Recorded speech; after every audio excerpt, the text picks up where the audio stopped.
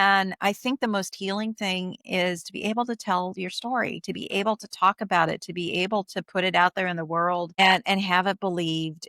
And, that's one of the first steps, I think, towards healing is being able to tell your story. Welcome to the TheoTherapist Podcast, where theologically trained licensed therapists share health and healing conversations. Join our host, Dr. Trice for conversations about real-life issues from both theological and therapeutic perspectives. Hello there, and welcome to the TheoTherapist Podcast. I'm Dr. Trice, your host. We are on season 4. Today is episode 2 of the TheoTherapist Podcast, and we are so glad that you're joining us today. We have another great, awesome guest for us today, and so I am glad that you're here. I do want to encourage you to like, share, and subscribe, as well as follow all of our pages. Definitely make sure your friends know about this particular podcast and share some of our episodes and our clips so that others can kind of get a sense of where we are and what we're sharing. So thank you for your attentiveness today.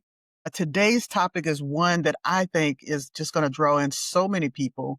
We have some personal account, but we also have some very real, helpful information for those out there who might be meeting at this intersection that we're discussing today. So the topic for today's podcast is emotional healing after church hurt or spiritual abuse. And we have an awesome guest with us today. We have the Reverend Rebecca Craig, MDiv, who is coming to us. She is a ELCA, in other words, Lutheran pastor. She's an artist. She's a former Disney feature animation story developer, graduate with a journalism degree from University of Nebraska. And she just brings so many different elements of storytelling to us. She's also an author. She has 2 great books, and she's also illustrated a book. Her first book, Once Upon a Nightmare, Through the Looking Glass of Narcissistic Abuse. And we can't wait to hear more about that from her today. But she also has her latest book just released in the past week. And that book is called Through Her Eyes, Biblical Women Speak. We want to talk to her about that today as well. Lastly, she also illustrated a children's book. I mean, what isn't she doing, right? When does she have this time? I don't have it, but she has it. She illustrated a book called Monty, A Tale of No Tale, which I'm curious to hear about how that even started and how that came to be. But we want to thank you, Rebecca, for being with us today. Welcome to the TheoTherapist Podcast. How are you? I am doing well. Thank you. And thanks for having me. I'm so glad that you're here. I mean, from children's books to narcissist abuse. That's going to be an interesting story arc, I'm sure. Well, I started out in making animated movies for children. So, the children's book thing seemed a little bit natural. But yeah, then the arc actually gets covered in my first book. Understandable. So how I went from point A to point B. Yeah. So well, and there's so many people who want to be a part of that Disney world in the beginning, right? They want to be a part of the magic and the fantasy of Disney and animation and things. So I'm really curious, even in your story, if you can kind of tell us a little bit about kind of who you are in your early career transition into who you are now. Yeah. Well, I mean, yeah, everybody is when they're growing up, they love Disney and they love the stories. And so it was kind of a fairy tale dream come true for me to go out into Hollywood and land a job doing what I thought was like the perfect merger of my 2 loves, which were both art and writing. I always got told by my parents that journalism was the better route to go because I'd never make any money as an artist, and which was funny because later on I made a lot more money as a graphic designer than I ever did working at Disney as a story developer. But that's beside the point. But yeah, it was, you get into it, and it was that I actually told my mother one time when she came to visit me before I was working at Disney. I drove every day by the Disney studios in Burbank in California, little Nebraska girl living out in California, trying to make her break in Hollywood. And we would drive by the animation building, had the big sorcerer's hat on it. And I would say, one day I'm going to work there. And I just kept saying, one day I'm going to work there. And eventually I did. And it was really through, I always say it is always more about who you know than what you know. And I just happened to temp for the president and the vice president of Disneyland International. And I went into it with an old school work ethic of, instead of bringing a book to read, I was like, what do you need me to do? I'll do it. And they were like, well, here's an expense report. Never done an expense report in my life. Had no idea what I was doing. I spent all day trying to figure it out, but I finally did it, got it done. And the guy just kind of looked at me and he's like, what do you want to do? And I was like, well, why? And he goes, I have never had a temp come in here and actually try to do the job. And I was like, oh, okay. And he's like, I would hire you if I had a position open, but I don't. What do you want to do? And he got me an interview over at HR at Disney, feature animation, because I said I wanted to do story development. 6 months later, I was working in story development, but Right place, right right. time, Yep. right Right. words. Yep. Just that was how it worked. And eventually kind of what happened was I also learned the hard way that just working hard and doing your job really well is not what gets you promoted.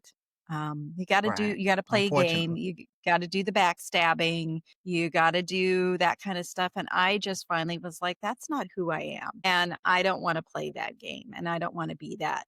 But I also don't want to just sit here, you know, this job for the rest of my life doing just, this particular position. I wanted to move on up. And so I ultimately decided to leave rather than engage in some of those tactics to get ahead, and wound up getting into marketing and advertising, which Okay. was great, except for the fact that what I wound up doing was working for a bank that wound up being one of the, how should I put this? The top 10 culprits in the 2008 financial crash.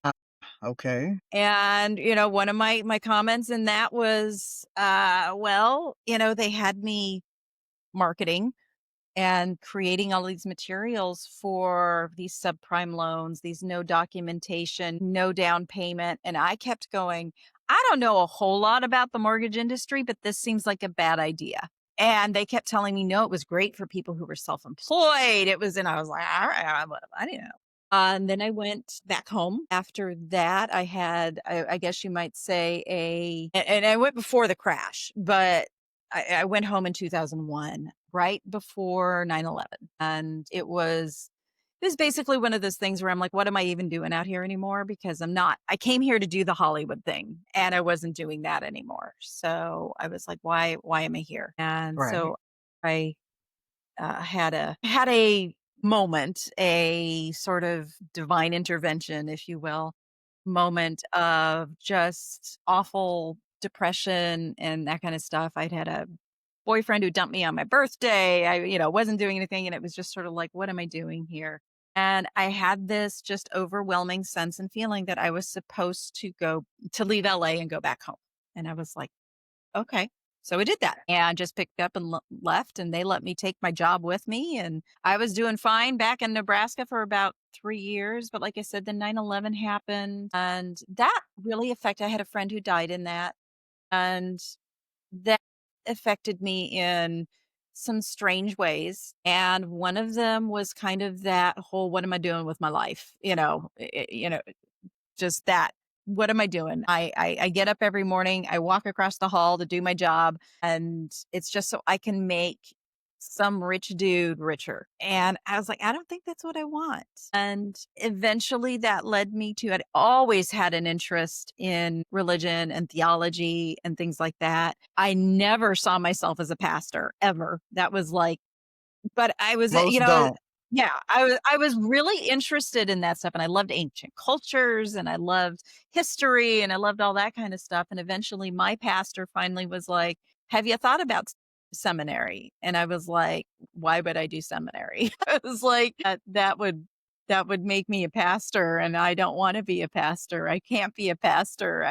There's no way I should be a pastor. I'm the last person who should be a pastor. I should not be telling other people how to live their lives. My life is too big of a mess. You see the smile on my face. There's a Yep. kindred spirit. There's Yep. Yep. something I that was like, resonates. Yeah, I'm like, there is no way I should be telling other people how they should live their lives or do anything. But it was one of those situations where every excuse I made literally just got, thrown away. And I finally went to visit Luther Seminary up in St. Paul, Minnesota. And during that visit, I just sat there in one of the classes and went, this is where I'm supposed to be. It was just that Absolutely. simple, like, no, this is where I belong. This is what I'm supposed to do. So here I am. As I listen to your story, there's so many resonating points of kind of our similar journeys. And, after the podcast, I'll tell you about how I got into the record industry through that same, I'm going to work here one day kind of mentality, that whole mindset, all the way up until the point of, hey, I guess I'll surrender to this ministry thing, from a visit, going to seminary, sitting in McAfee School of Theology and going, I'm supposed to be here. So it's so interesting how these parallel processes, sometimes just pull us into whatever our next season is and kind of whatever is ahead of us. Right. If not, we would feel stuck in kind of where we're supposed to be leaving. And so I'm glad you followed it. I followed it. And I hope other people, if they're fighting and wrestling with it, they'll follow it too. So tell me about your first book and kind of, what brought that toward the forefront for you? What brought that Yes. into in the So, present being for you? so my first book was Once Upon a Nightmare, through the Looking Glass of Narcissistic Abuse, and that is a memoir that is about primarily my extrication from a marriage from a narcissist and how that played out because he wound up going to federal prison. And I mean, it was one of those things that were, as I was going through it, people would just sit there and go, this is crazy. They're like, this is like a Lifetime movie. And they would sit there and they would say, well, you need to write a book about this or something. And I sat there and I would go, there is no way I am writing a book about that man because he would sue me to oblivion because that's what narcissists do. And then in 2022, I got word that he had passed away. And that kind of opened a door.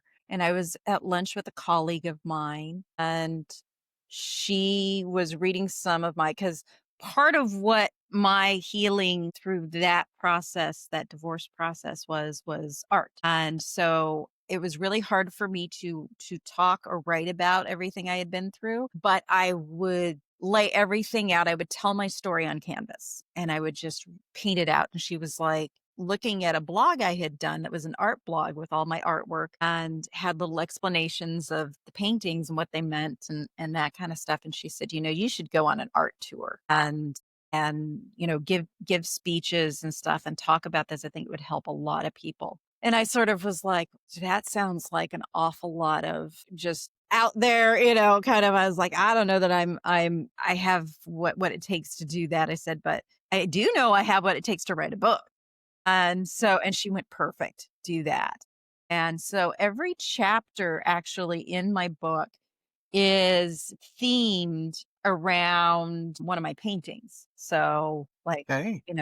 each chapter is, like this chapter is called Puppet Master and the painting is then this page is, my Puppet Master painting, which you can also kind of see right above me. And inspired, strangely enough, by lots of like fairy tale, fantasy, Alice in Wonderland kind of stuff. And so my book actually brings together a lot of the comparisons and connections between fairy tales, faith, and narcissistic abuse.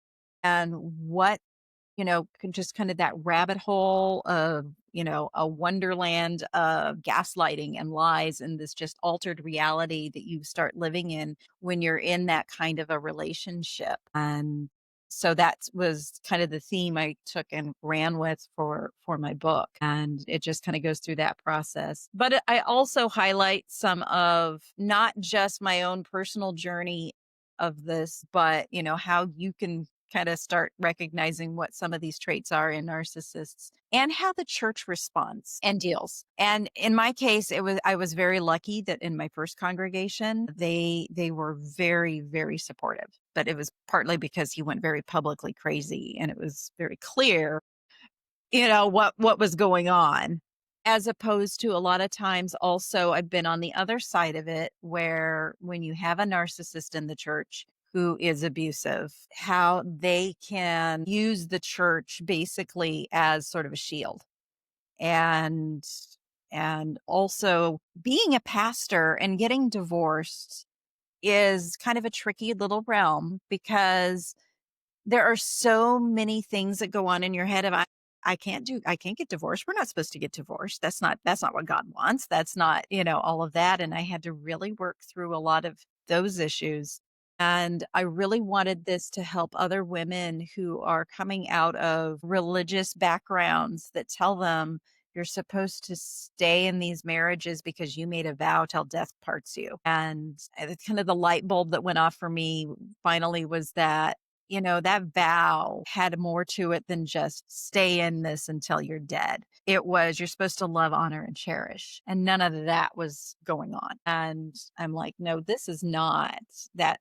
That vow was violated and that vow is over and done with already. And it was actually over and done with the day I got married. I just didn't know it. And so to help other women, especially, and, in some cases, men, it's not just women, but it's more prevalent, I think, with women being in these relationships and feeling stuck and feeling like they can't get out because religion tells them, no, you got to stick it out. You've got to be the dutiful, submissive wife. And he And tried to use that against me.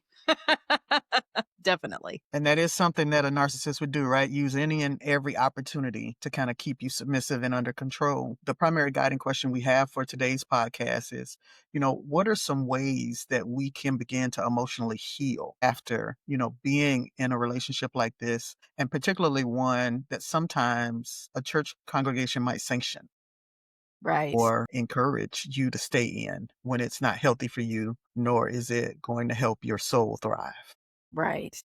I'm wondering for you, you mentioned identifying kind of now you can see and identify some ways that spiritual and emotional abuse are used in relationships like this. Would you speak to some of that for us? Yeah. So, I mean, obviously, there are the obvious ways it gets used, which is to make women say, you're supposed to do what your husband wants you to do, and you're supposed to stay in this relationship, and blah, blah, blah. That's one of the ways it gets used. But also, legitimately, he did not think I would ever divorce him because I was a pastor. He was like, there is no way she is divorcing me. And he would use, and he would occasionally use Bible verses and things like that to be like, you're supposed to do what I tell you. You're supposed to give me what I want when I want it and all this kind of stuff. And I would just turn and I would look at him and I would just go, are you really trying to tell me, the pastor, how to understand those passages? So it didn't work with me the way it would have maybe worked with some other people who aren't nearly as well versed in that. But,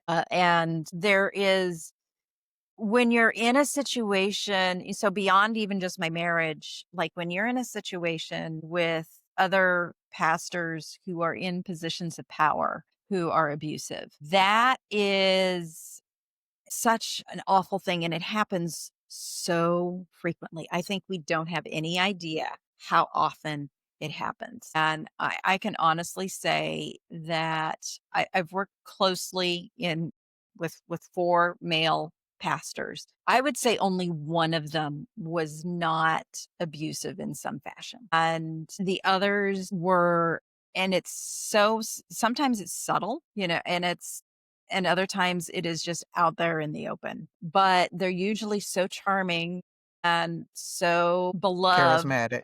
yeah, and charismatic that no one's going to believe you when you come to them and you tell them that this stuff is going on. And it's really hard in a church setting from that standpoint of dealing with those pastors who behave that way. And there is just a culture within churches where even if people know it's going on, they don't seem to care. And that's the part that has always completely baffled me, where I've had leadership just basically go, well, if we put this out there in the open that this was going on, then that's going to hurt our image in the community and all the good work we've been doing is going to go to, and I'm like, But you're hurting the people. I was like, but who else are you hurting by not addressing the fact that this harm and this misconduct and this, bad stuff is going on? And it's just, it's baffling to me the way that it is not just that person, it's a whole system that continues to protect the abuser and the person at fault. And so that is why it is so hard for people to come forward. They say, well, why don't they report this? And I'm like, because they don't Well, get it's so believed. isolating. Yeah, Right. It's isolating. If not only, no one wants to hear your story, no one wants to believe your story. And even if they believe it, they don't have the courage to allow you to kind of bring it to the forefront so it can be addressed. They'd rather you be silenced than allow the story itself to emerge. right. And the problem with things like gaslighting and stuff like that is you begin to question your own reality. I mean, you begin to question it. And I think I am so thankful I had good therapists. And during my divorce, I had an excellent therapist who really, really walked me through I hesitate to use the term Christian therapist. She would, because but she had a very, very well-versed background in religion and spirituality. And she was able to walk me through things that even as a pastor, I was like, wow. I was like, I can learn from her. And she was phenomenal in walking me through that and helping me to understand this is who God wants you to be versus, what, the church may be trying to sort of frame it as. And then I went through some bad therapists. I had one who told me just to get used to being sexually harassed. And I was like, I'm sorry, what? Not all therapists are created equal. No. So you got to be discerning in your therapist. But then I found another one finally who, in one of my last kind of issues that I was dealing with, was I came, I had this. There was an incident that happened, and I was like, I have got to find a therapist because I need to work this out with somebody. And the way that another pastor was responding and dealing with me in response to this incident was it was very, I was once again kind of in that wonderland of how is this what? And I was questioning my own self-worth. I was questioning, am I the one overreacting? What's wrong here? And God bless him. He just finally said, you do realize this is classic abuse and he is being abusive. And I was like, now that you mention it, Naming it.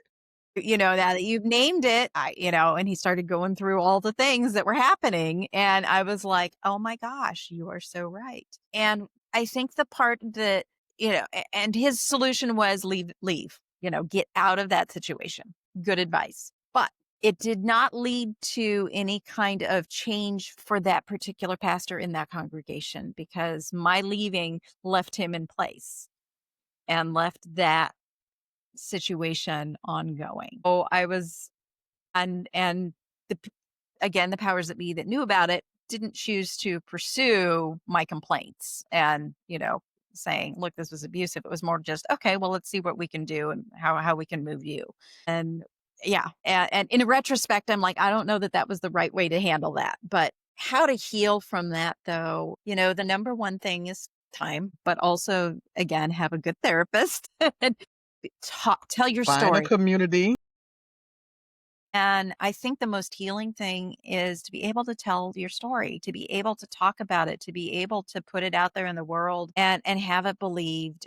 And, that's one of the first steps I think towards healing is being able to tell your story. And I think that's what I did in both my first book was telling my story. And kind of what I did in my second book as well was I gave voice to a lot of women who in scripture we don't hear from. They get silenced. And so to hear their voice, to hear their story, to hear what they probably were going through. And I think that was one of the things that drove me to write this book was years ago, I did a flash fiction contest that was about taking a biblical character and writing a 500-word story, flash fiction based on that character. Me being the twisted little soul that I am, Or creative soul. Okay. I chose the Levite's concubine.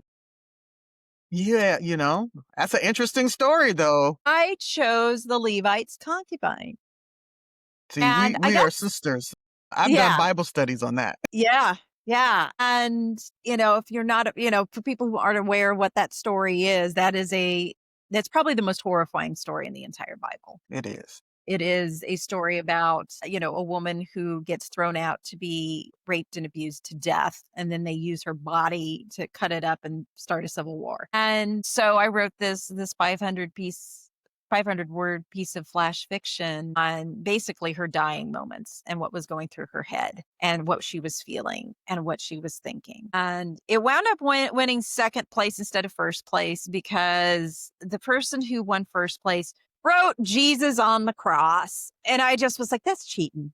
I was like, that's cheating. That should have been the no-brainer. You shouldn't get it just because. I'm like, come on, people. Like, that's the gimme. There's no stretch here.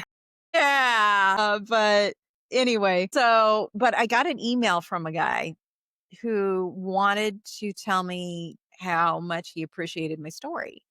And he said, I have never, ever viewed that story as anything other than just a theological, plot point. I never saw her as a person. I never saw her Or as humanized someone. her. Yeah, never humanized her. Never saw her as someone who had pain, how she wound up in that position to begin with, what her life might have been like, in this relationship. And it was just this light bulb that went off for me that went, oh my gosh, people don't see these characters as real people and don't see They don't those see stories. these women as real people. Right. And these women who are so important to these, major stories. I mean, you look at the story of the Exodus wouldn't happen without 5 women who defy Pharaoh. It's like they have to go against the decree of Pharaoh in order for Moses to survive. And it's all women, that make this happen. But do they get the accolades in the story? No, it's all about, what Moses is doing and whatever, which is great, but that wouldn't happen without this. The fall of Jericho, Rahab plays a major, this prostitute plays a major role in that actually happening. So this whole kingdom, of Jericho falls, the city of Jericho and the king of Jericho falls because of her.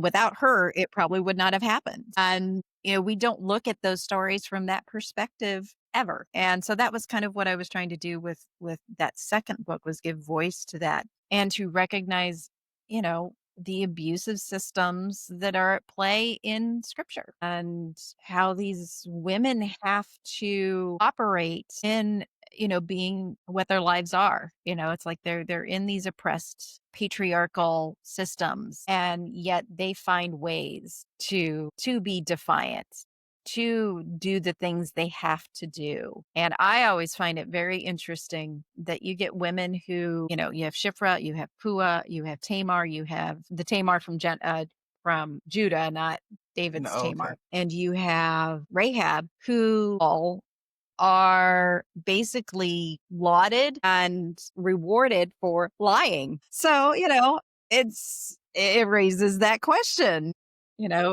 are there times If you when say it's that, okay? if you call it a Jezebel spirit, but in the Bible, they are not only rewarded, but remembered Right. for their cunning. Yeah.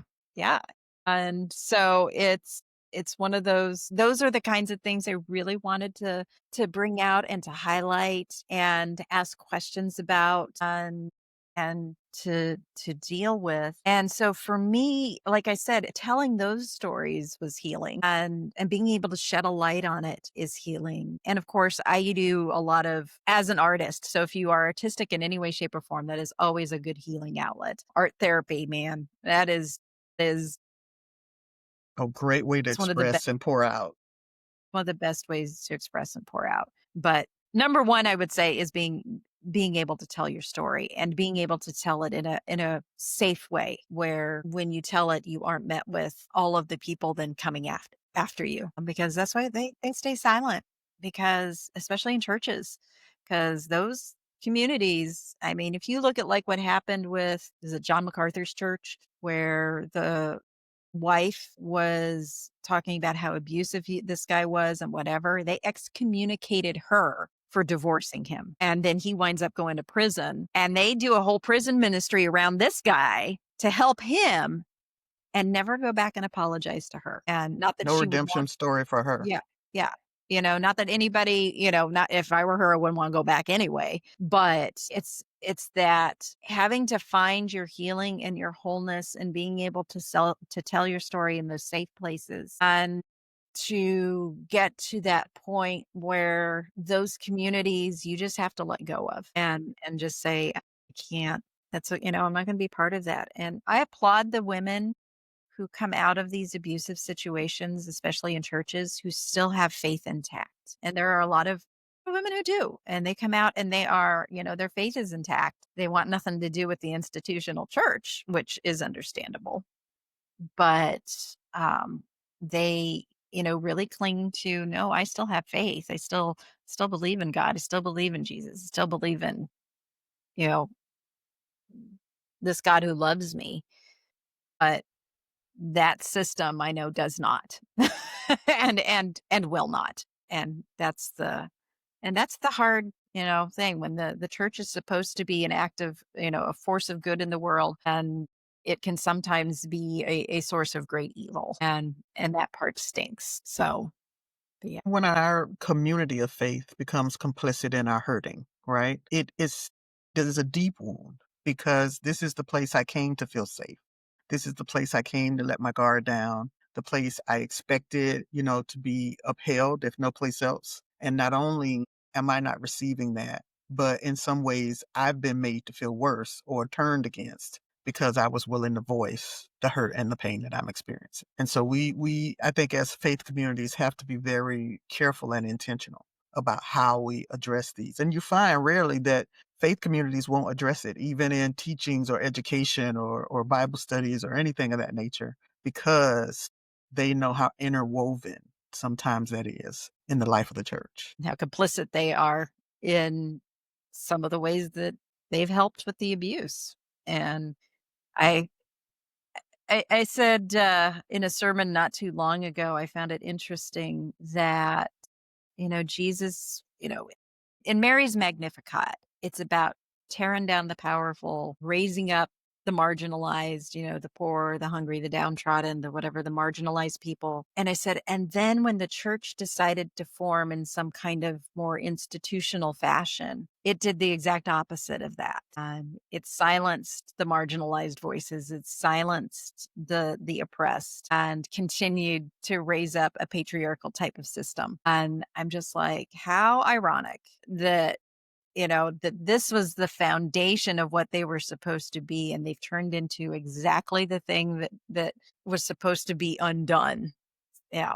And so yeah, I find that very interesting. Yeah, the focus transition from compassion to power, as it will when you sometimes gather humans together who are striving for power and recognition. So, but I think this is a great conversation, I believe, for those who either are finding themselves in this questioning period of like, how do I navigate this? How do I come out? Or, I'm experiencing this, I'm on my way out. Hopefully they're finding some encouragement for what this healing journey will look like. Yeah. For you, are there any other elements of your story that have kind of helped you heal in addition to your expression through art and your expression through writing and obviously your vocal expression? So one of the best books I ever read, and I quote him in my memoir, my first book. Desmond Tutu wrote a book called The Book of Forgiving. And that is a book I will recommend to everyone, everywhere, who has ever been dealing with any kind of oppressive, abusive, because obviously, I mean, Desmond Tutu's coming out of apartheid South Africa and is part of the Truth and Reconciliation and all of that kind of stuff. And that this man is able to write that book about how to forgive people who do horrible, awful things. And he, has these steps and is very clear that forgiveness is not about the absence of justice, and it's not about the absence of there being any kind of accountability. And in fact, in order for there to be real and true forgiveness, you have to have those things. Otherwise, it's kind of an incomplete sort of forgiveness, and you certainly aren't going to be reconciled in any way, shape, or form. But he leaves so much space and gives permission. And this was the part that I was personally very moved by.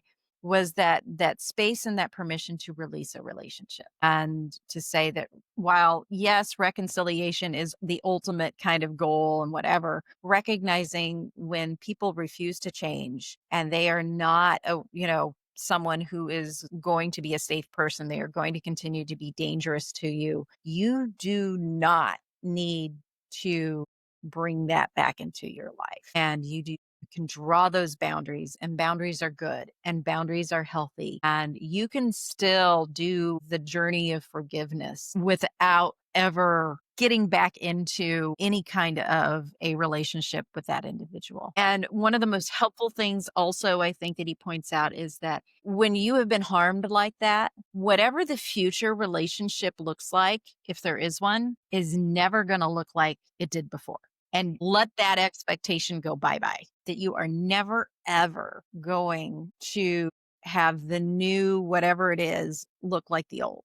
And that's okay, because same thing happens with Jesus on the cross, right? Is he comes back and goes back and forgives the people, but he still has the wounds and so he's not hiding what was done. You can't change what was done, but you have to have that forgiveness in order to move forward. And it's also, I think, very important to know that that is not to be used as a weapon against people of saying, well, you need to forgive. You're a Christian, you need to forgive, you need to move on, blah, blah, blah. Forgiveness is a process.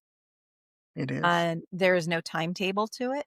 There is no, just forgive and forget, is no just a quick fix of, "Well, I forgive you, let's just move on." And not when there is that kind of deep level of hurt and abuse.